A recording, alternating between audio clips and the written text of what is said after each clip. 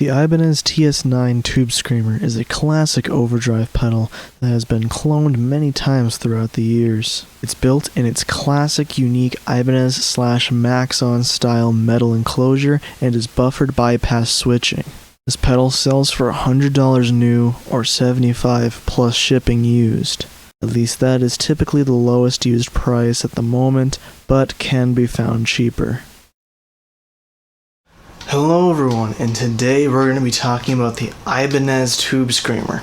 So, one thing that I need to get out of the way is that I'm going to be a little bit lower energy today because I'm not feeling well. I've had a pretty extreme headache for about 3 days now. This is the third day and it's at the end of the day. So, yeah, I don't know. I feel really hot and my head hurts, but I need to get this video done. So, I have to do this, and I'm hoping that I can get it done sufficiently so that it's not too boring, but also informative and, yeah, all the normal stuff. Another thing that I want to talk about is just when I first got this pedal, I got it used. I believe this is a 2002 model of the TS9 Ibanez/Maxon Tube Screamer. And when I got it, it was just kind of looking at the enclosure because the enclosure is quite interesting and unique. There's not quite any enclosure that's really like the Ibanez/Maxon style that we're seeing here with the metal stomp switch, the steel silver looking stomp switch. The name text is a like blue metallic holographic foil, which looks really nice, especially with the green enclosure, though I think they kept the blue metallic color on all of the pedals, which there were a few other pedals in this range of pedals, but no one really talks about them too awful much unless you get much deeper into guitar pedal geeketry, or whatever you want to call it. So another thing that's really cool about the pedal, but could possibly get in the way, I can't see it now, but is the easy pull tab style battery compartment, which it would be so cool, except for on mine, my battery compartment doesn't work. My battery snaps don't work for some reason. They don't send power to the pedal with all the connections in, except for the 9-volt jack. Lately I've been trying to use the 9-volt batteries, my rechargeable ones, for the power, so that's clean power whenever possible. Unfortunately, it is not possible with this pedal right now, but I think this pedal supply is working well enough that it's not going to add too much noise to the pedal. Another thing is that my LED on here, I don't know if this is on all of the pedals and it's even on modern pedals, but the LED is kind of not great on this pedal. It seems like there's an LED under like a clear thing, I don't know, like a tube, a rounded tube, because the light does not travel through the tube very well. And so looking off axis of the pedal like I have to, because I'm looking at it from an angle like right here, it's really hard for me to tell when it's actually on. It might be easier from playing position because it is visible and it does turn on, but it's not very good. Like I said, don't know if that's on modern versions because I do still make this. Just wanted to let you know about that. And I believe for a new Tube Screamer, it's $120. I might be wrong, but as far as my knowledge, that's how much a new Tube Screamer costs. And we're gonna try and identify and see if it's really worth it, because there are so many other options out there that replicate this classic circuit. And in reality, it's not even that complex really either. I think a lot of people could build it if they really wanted to. So I just looked it up, and a TS9 Tube Screamer currently costs $100 even, basically, on Sweetwater. So yeah, we're gonna see if that price is really worth it. So yeah, let's get into the review. We're gonna be using a Stratocaster style guitar. It's a cheapo version of it. I want it the fair, but I like it very much, and it plays pretty well in my opinion. We're gonna be running through the Boss Katana 2x12 combo amp. Yeah, and then we're gonna have one close mic on one of the speakers. I believe this is and considered the darker speaker because I was getting really bright and brittle sounds that were not very accurate on the other speaker. And then we have a mic that is slightly backed off that should pick up hopefully both of the speakers and give you somewhat of a more accurate sound. So you have hopefully from the room mic more of a listening sound, and then you have with the close mic a hopefully more recorded sounding sound, and hopefully in a more neutral position. So here's the clean. What the hell was that? All right, here's the clean tone.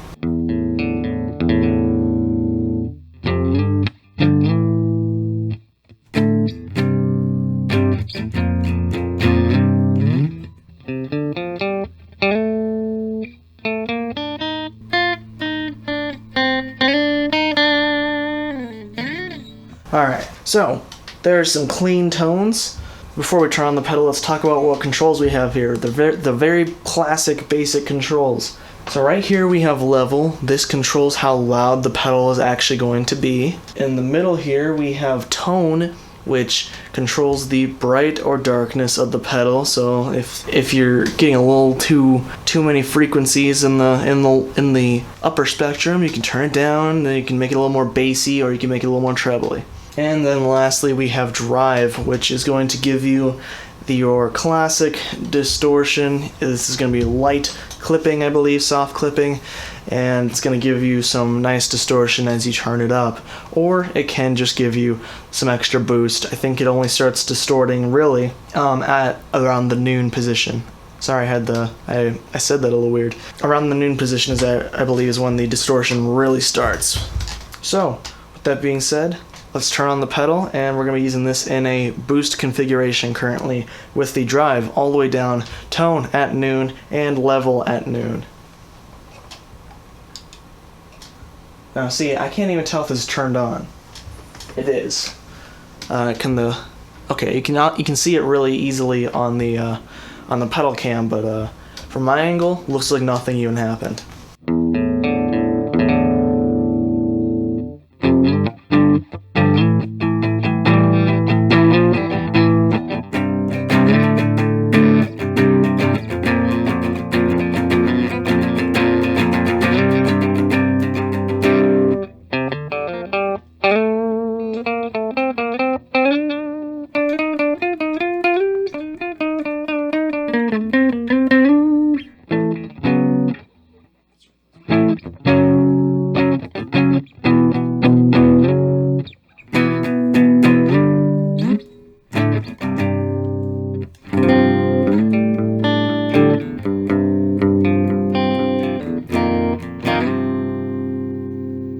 So, in this configuration, it is mostly considered a boost. However, I think boosts are typically more considered transparent, which means they don't change your tone too much. They just add volume or gain to it.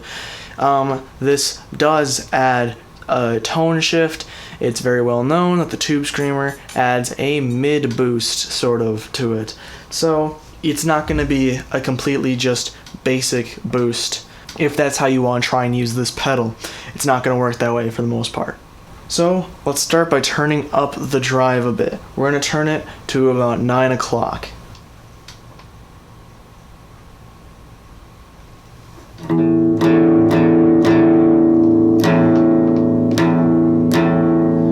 We turn the volume down as we go up the drive circuit so that we don't clip the microphones, hopefully, and keep it at a nice, good recording level.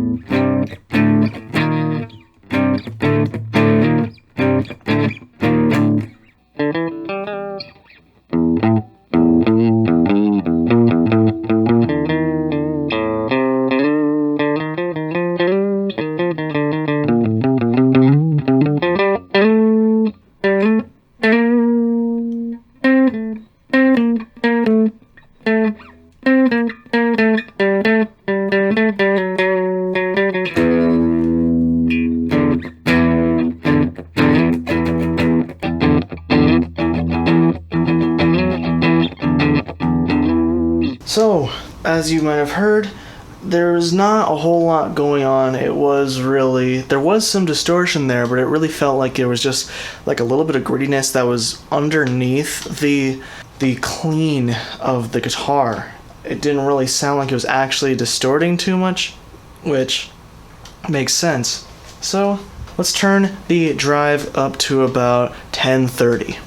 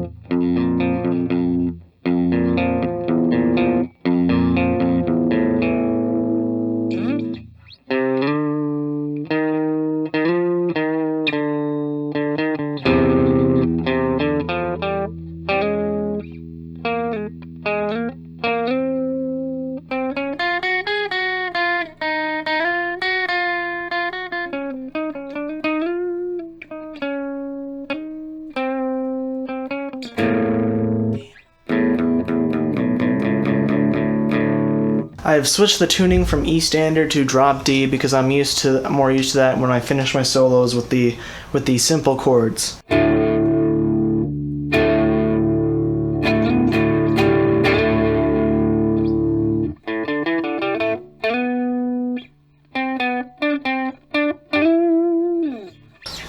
So, we're getting some nice grit here at the 1030 position on the drive potentiometer. And yeah, there's not much you can say that you can complain about there. It's just a pretty nice circuit. It might not be, to use a guitarist term, as thick as you would like, which means that there would not be as much bass, and it might not be as sparkly as you like, which is treble. Which you could probably dial some of that in with the tone knob, but it's a pretty solid tone. It's easy to see how a lot of popular guitarists could have used this.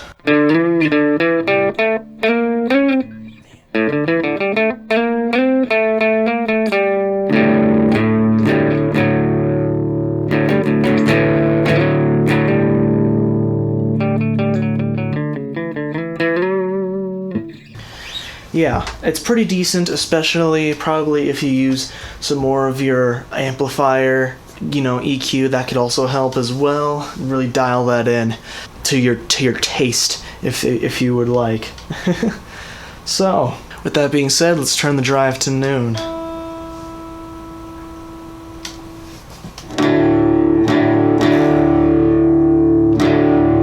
We're in drop D now, right? Yeah.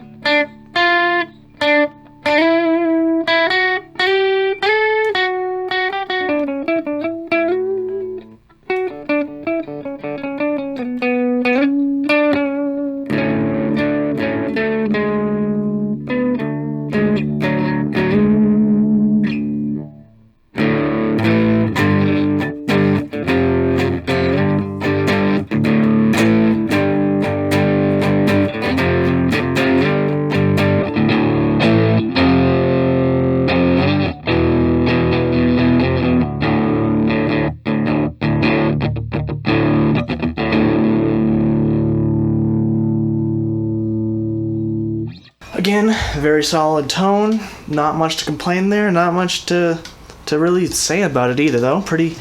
It's good, but it's average. But the fact that it is average is kind of a compliment, because I think that just says how, I mean, I think a lot of tones were built off of this pedal, so the fact that it is average is, I mean, yeah. I hope it's going to be really hard for me to articulate good thoughts in this video if it's not been clear already. But yeah, the fact that it is a very common tone is a good thing for this pedal, because this pedal was used so much.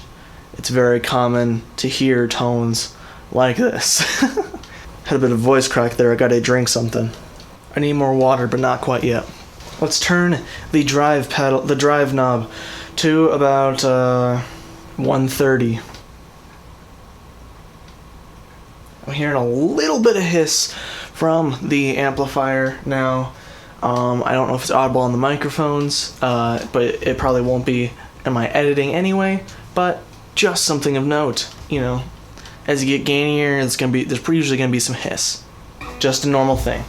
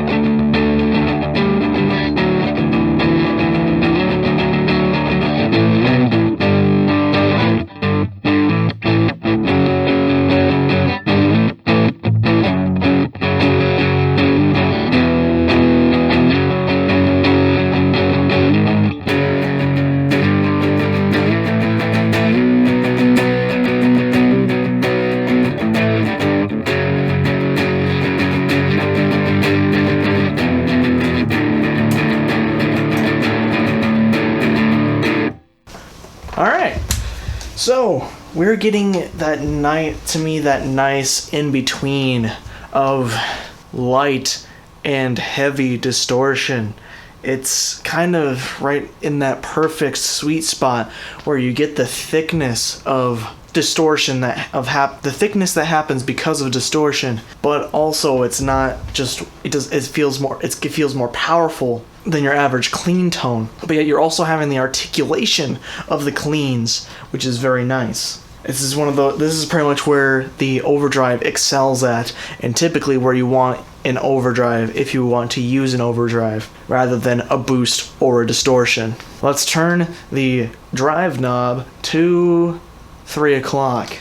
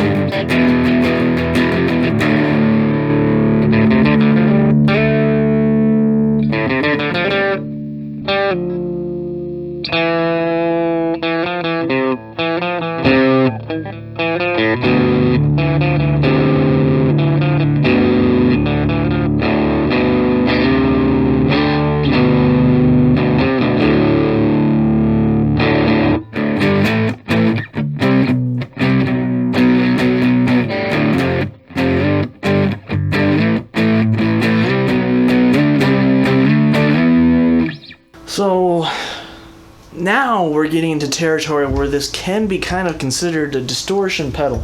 It's still not like heavy metal distortion, but some more classic rock style things you can probably pull off with this level of distortion, and we're not even maxed out yet. There's only a little bit more, but this is still quite a good tone for a distortion tone if you want to be more poppy kinda, or classic rock rather than metal or something like that, because it's not overdone. It's in that very listenable area where it's listenable for quote unquote normal people who don't get into metal and stuff like that.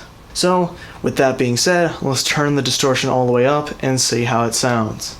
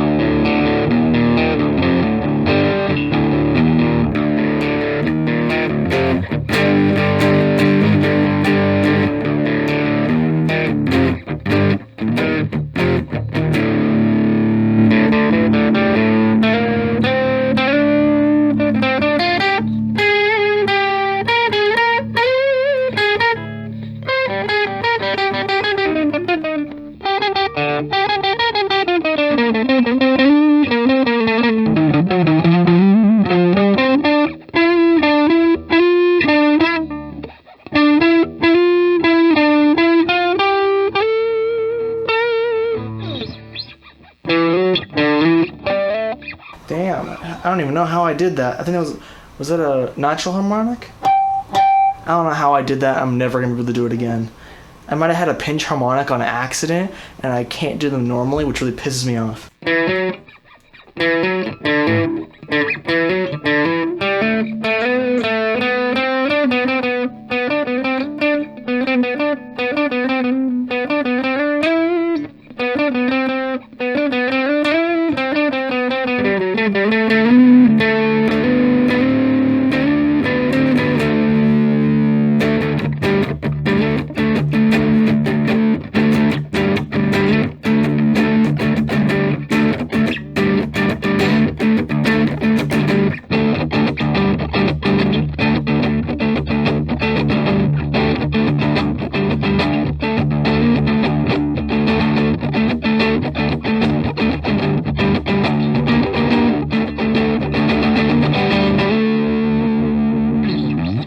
Very solid tone.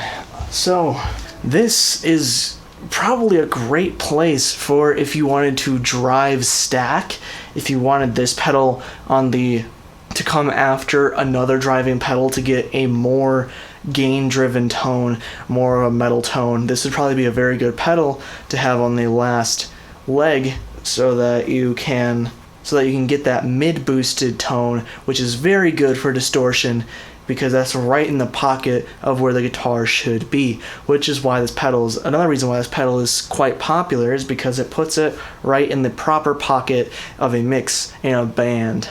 At least logically it does. I don't know if it always does, but I think that was a main selling point for it.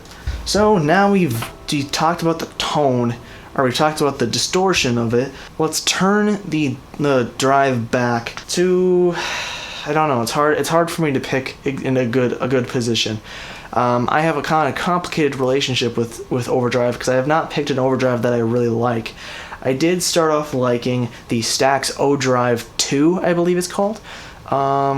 But as I used it more, I was not quite liking the tone as much. You start to notice things in extended use. It is still a good drive pedal, but there are certain things that I was not enjoying about it. And it seems like there's just not one overdrive pedal that I am like, yes, that is what I want.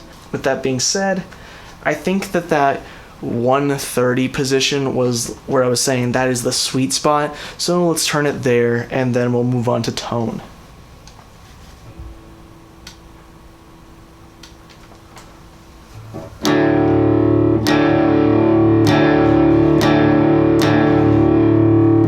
Let's listen to where we are.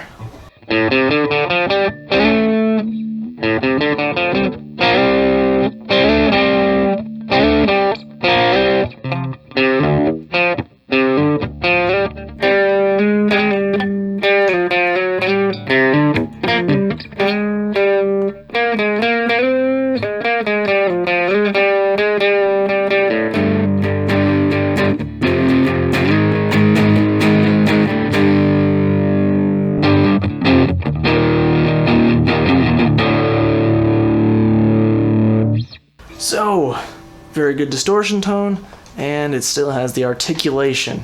With that being said, let's start messing with the tone control. So with the whole time with the drive, we have been messing with the tone at noon. So let's start on the bright side. Let's turn the tone to the 130 position and see how much brighter it gets.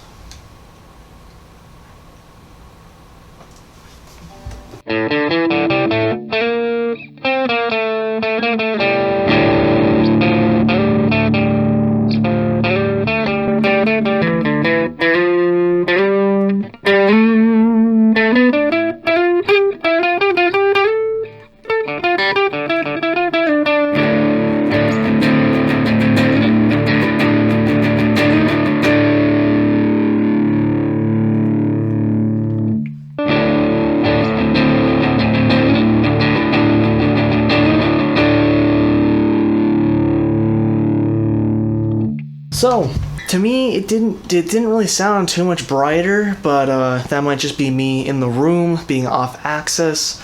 It did sound like, there was a slight tone shift, which is good.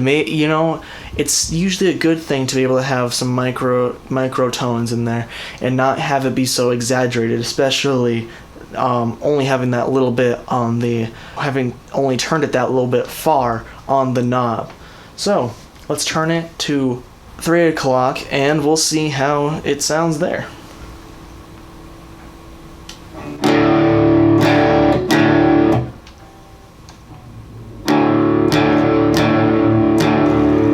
So with it being brighter, it typically does get louder in the microphones and perceived volume, so I had to turn the volume back a little bit. So here we go.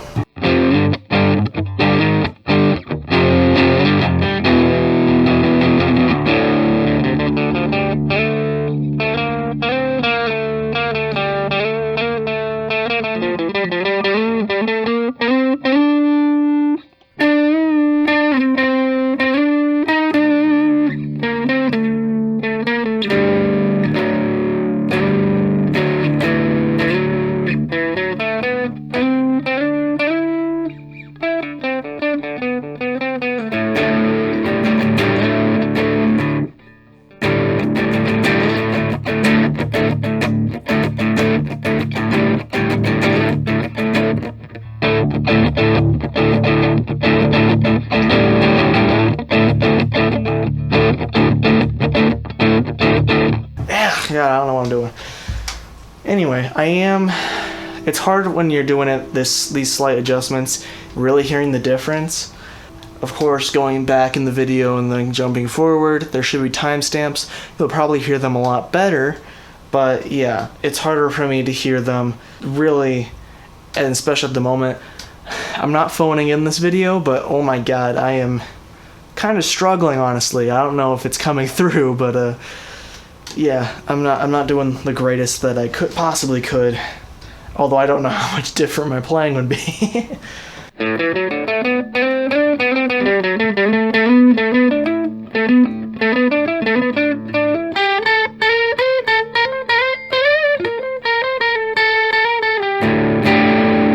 So, usually you want to turn the treble up, one for tonal reasons, but also if you plan to use this as a solo boost, you usually want more treble, and I think they consider them glassier tones, stuff like that. I don't know for sure if this is exactly how you'd want to use this pedal, but yeah, that's one reason you would want to turn up the treble, if not just for pure tonal reasons. So let's turn the treble all the way up, and this will probably be your solo tone style tone.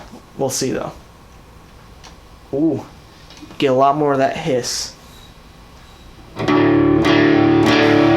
Oh, that almost peaked the mic.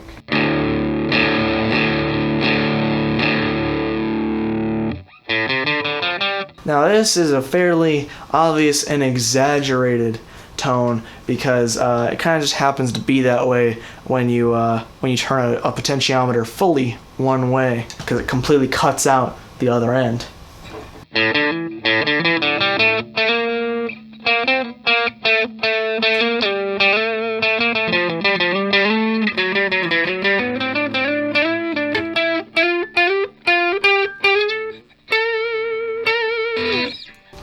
turn this. I don't know if this is gonna be too brittle and squeaky, but I'm gonna try this on the bridge pickup.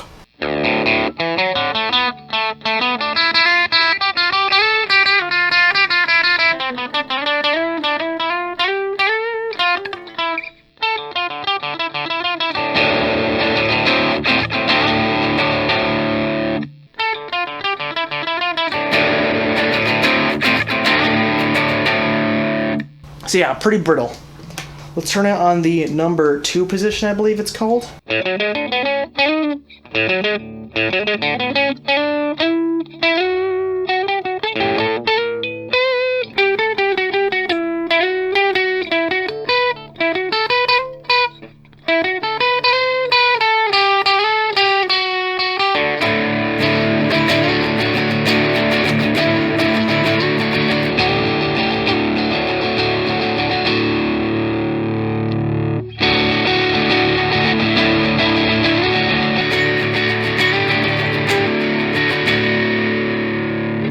Alright, that last one was in the middle position again, where I normally play, because that's my favorite.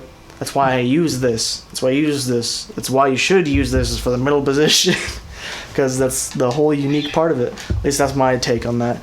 So, yes, that, very interesting, you know? Not always usable, but it is still a decent tone. It's not, like, unbearable like some pedals, because some pedals just get to that point where it just gets to be, like, really piercing, or just something like that where it's just, you just don't want to listen to it anymore. So, let's turn it back to noon and get a little bit of a refresher on how it sounded when we first started. Hiss goes away. I gotta turn it back up too.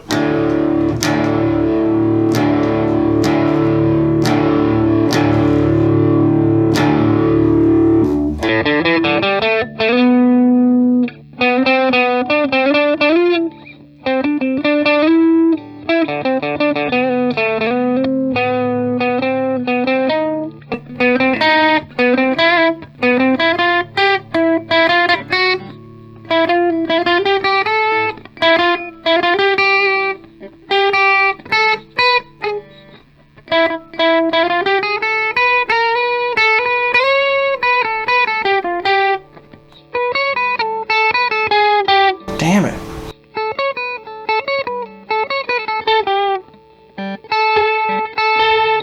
I don't know. I'm not good I'm not good at transferring between those strings yet, and I haven't quite figured it out. Back to the normal tone. That's how it sounds. We're gonna be going on the dark side now. So we're gonna go to the 1030 position on the tone knob and see how that sounds. All right.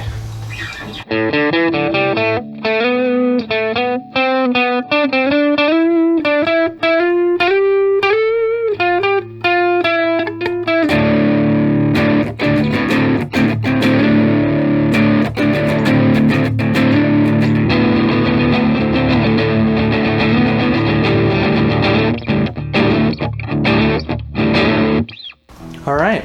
I don't know if I was just paying attention more in that time, but I definitely heard a difference between middle and our slight darkening because it just adds a little bit of thickness to it, to use a guitar term. It is obviously it adds bass. That's the whole point of darkening it. But yeah, it just is. It's a decent tone, and it's still not so dark that it's just obnoxious or kind of an effect. It's still a decent usable tone, and it can be used to thicken up your tone and make it more of a nice rhythm, another guitar term, a nice maybe creamy rhythm tone, you know, kind of get into that area. Anyway, let's turn the tone knob to 9 o'clock, to the 9 o'clock position, and we'll see how that sounds.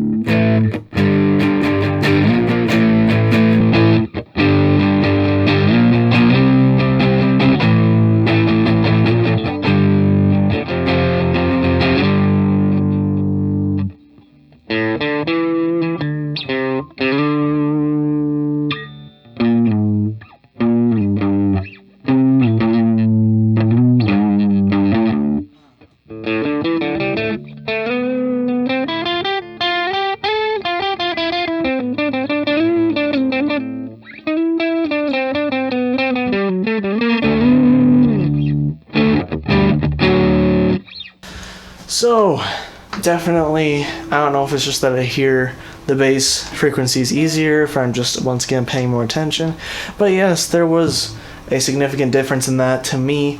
Once again, it really is just really thickening out the sound. It's hard to describe other than thickening up, which is I think why guitarists are hard to understand, because thickening it up means nothing to normal people typically, and engineers, people who actually know what they're doing. So yeah, but yeah, it makes it sound fuller, I think, when you're playing multiple strings, you know, thicker strings, chords, stuff like that. Unfortunately, I do feel it kind of takes away from solo notes, but that's kind of why you typically would leave it in the middle position or just do a slight favoring of one side versus the other, so that you're not completely negating one side or the other, but it all comes up to personal preference and how you want to use it, and you know why and how you want to use it.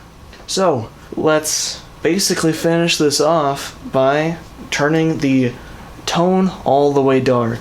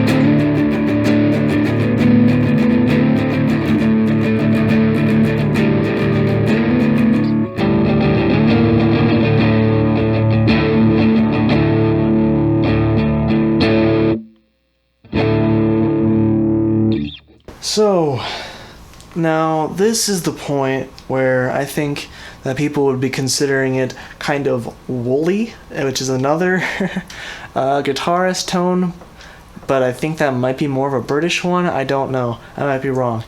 Anyway, woolly is kind of when it gets too bassy, and sometimes I think it involves when it's like kind of flubbing out, where it gets kind of farty. It wasn't getting farty because of that mid boost, I believe.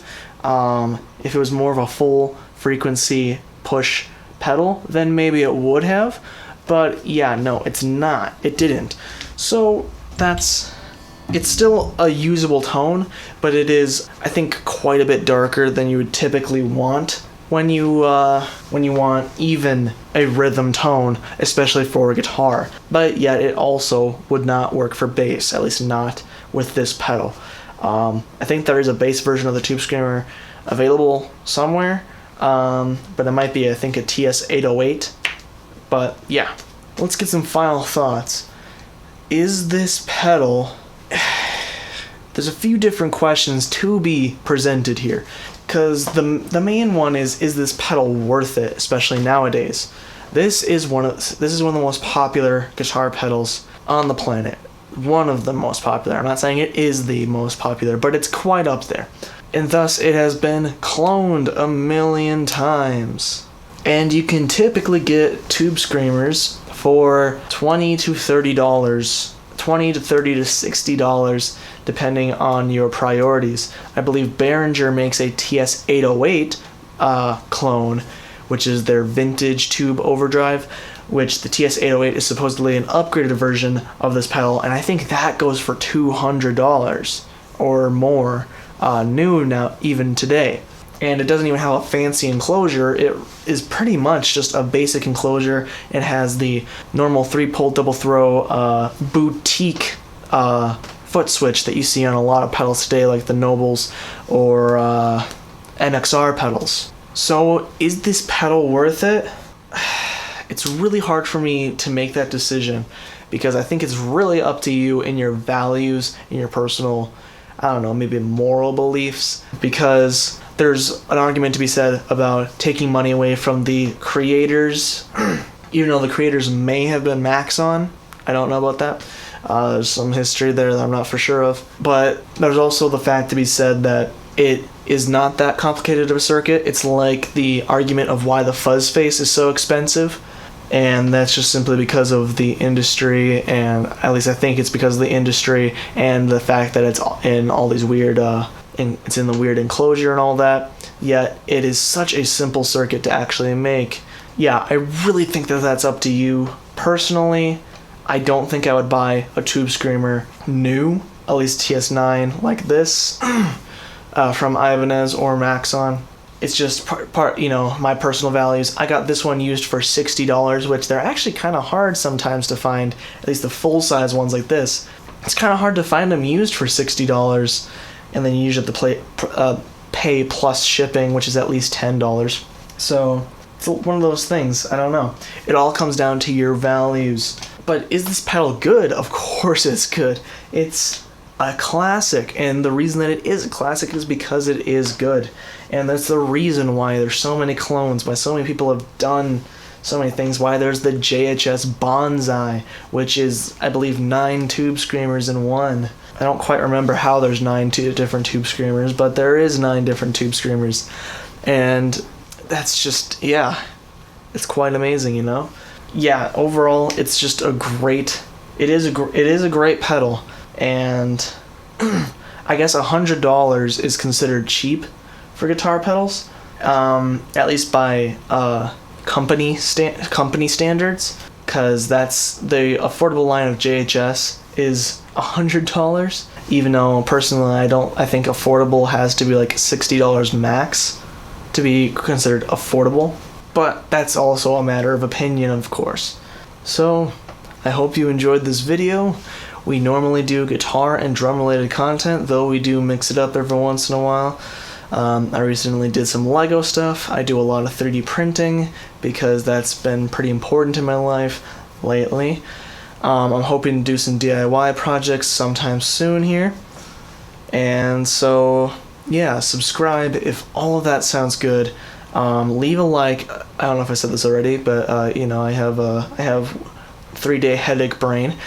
So leave a like if you enjoyed this video and if you found it informational or entertaining in any way. I hope it wasn't too boring and I was able to fully create what is necessary with my whatever type of debilitation I have.